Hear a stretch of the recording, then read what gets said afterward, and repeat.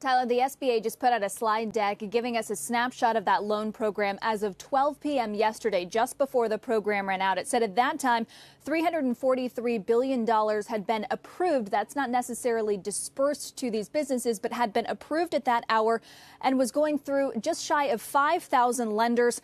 In total, 1.66 million loans with an average value using that data of $213,000. Now, about 74,000 of those loans were less than $150,000. But if you look at the highest percentage of the value, 23% of the loans were between $350,000 and $1 million. Construction, technical services, manufacturing, and healthcare made up roughly half of the loans that had been approved. And two lenders in particular, according to the SBA, themselves approved $24 billion of these loans. Those were the two highest volume lenders on record, though SBA kept those names anonymous. Tyler.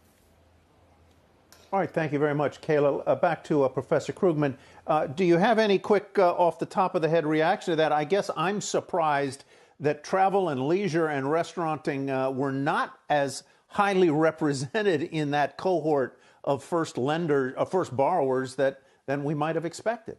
Well, the trouble is that we didn't have any existing machinery to allocate the loans to the businesses that needed them most.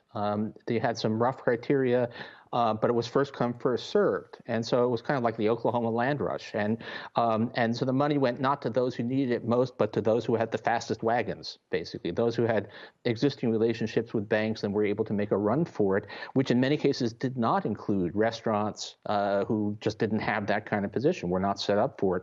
So, I'm not going to be too critical because this had to be rushed out the door very fast. It's telling you, though, that we did not have coming into this the kind of administrative governmental capacity we needed to do a proper bailout.